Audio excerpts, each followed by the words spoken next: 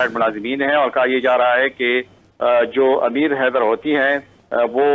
ये ओहदा संभालने के लिए तैयार नहीं होंगे, जबकि आफ्ताब शेरपाव की जानिब से पहले ही इनकार किया जा चुका है। अब परवेज खटक वाहिद वो सियासी शख्सियत हैं कि जो इस ओहदे के लिए तैयार हो सकते हैं, लेकिन कहा यह जा रहा है कि उनसे भी ज्यादा तरजीह उन दो रिटायर्ड अफसरान को दी जाएगी जिनके नाम जेर गर्दिश हैं। और ये भी कहा जा रहा है कि अगर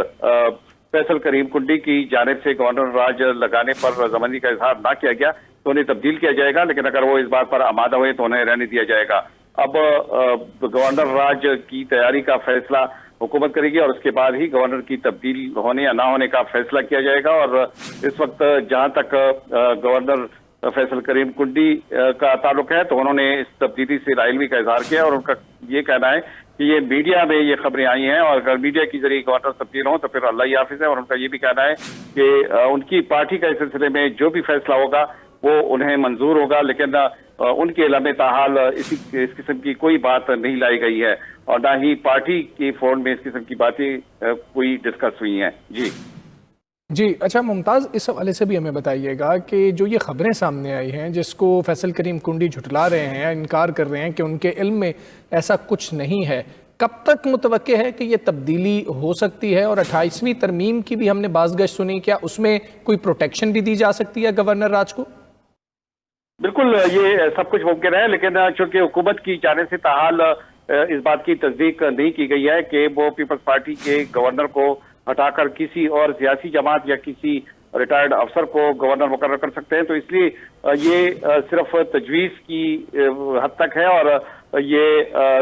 तब्दीली की बाज़गश्त है। अब ये हुकूमत पे डिपेंड करता है कि हुकूमत क्या वाकई सूबे में अगर तब्दीली चाहती है, क्या वो इस किस्म की गवर्नर राज की तब्दीली के मुताबिक हो सकती है या नहीं, इस बात का फैसला ताहाल नहीं हुआ, क्योंकि हुकूमती हलकों में भी ये कहा जा रहा है कि इस सिलसिले में बाकायदा तौर पर मुशावरत होगी और मुशावरत के बाद ही कोई ऐसा फैसला जो है वो सामने आ सकता है। ठीक है मुमताज बंगश, सियासी हलके क्या समझते हैं? क्या ये सिर्फ पाकिस्तान तहरीक इंसाफ पे प्रेशर डालने के लिए भी खबर हो सकता है निकाली गई हो?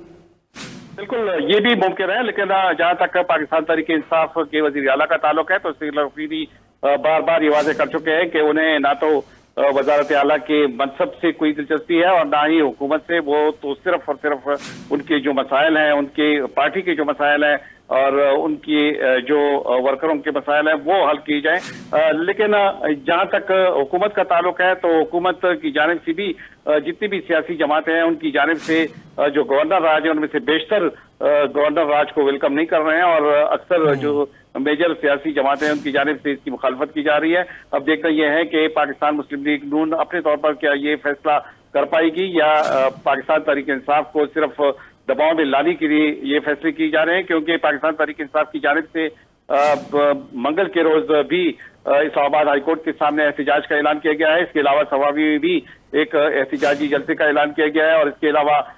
वजीर आला सोहेल अफरीदी ने यह भी ऐलान किया है कि इस्लामाबाद हाई कोर्ट के सामने एहतजाज के बाद वो अडियाला जेल भी जाएंगे, जिसमें तमाम पार्लियामेंटेरियन, जिसमें